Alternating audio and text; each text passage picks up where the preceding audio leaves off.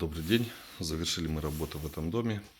В том году мы тут делали систему отопления на полипропилене, открытый монтаж, дом из бруса.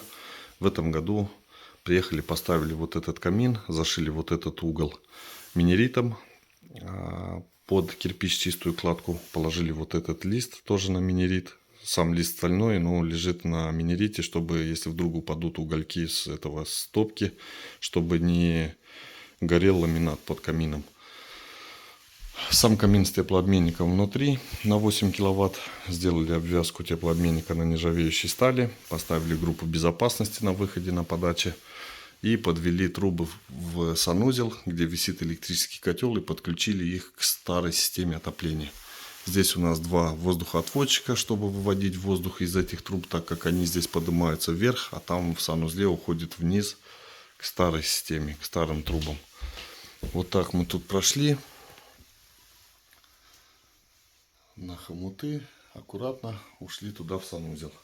Радиаторы в доме огромные, потому что заказчик тогда просил сделать максимально большие радиаторы, чтобы система отопления была низкотемпературной, чтобы не сушить воздух в доме.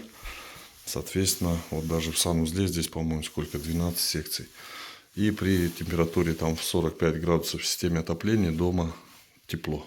То есть выше 50 там греть даже в сильные морозы не нужно. А так как теплообменник на 8 киловатт, он больше и не может по факту. Мы его топили часа полтора, он там до 52, по-моему, поднял температуру и дальше уже не может. А при этой температуре достаточно тепло и в доме, и там в гостиной от самого камина очень жарко. Так что я считаю, что получилось отлично и можно здорово сэкономить на электричестве. Вот они, трубы сюда подходят. Вот они.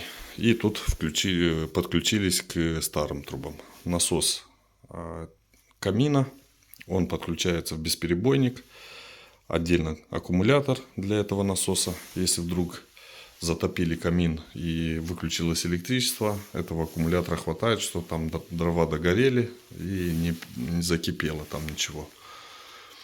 Ну и так вот мы установили тот раз отопление водоснабжения. Здесь у нас было обустройство на частотнике, водоподготовка по анализу воды подобрана и установлена, накопительный водонагреватель, ну и электрический котел Протерм.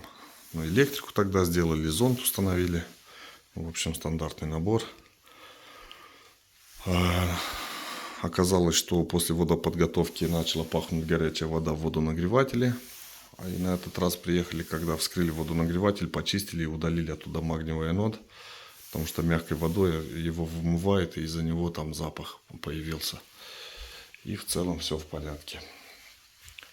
В доме небольшой бардак, потому что после зимы еще толком ничего не запустили его. Точнее, мы запустили уже и воду, и отопление, и все.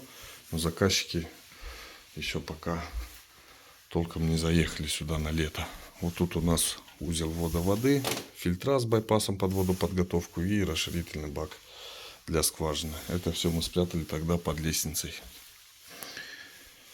Ну, в общем, все. Сейчас покажу дымоход. Дымоход у нас из нержавейки.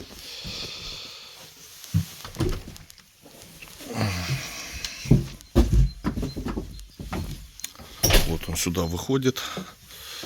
Проходка из минерита сделана. Опора из нержавейки.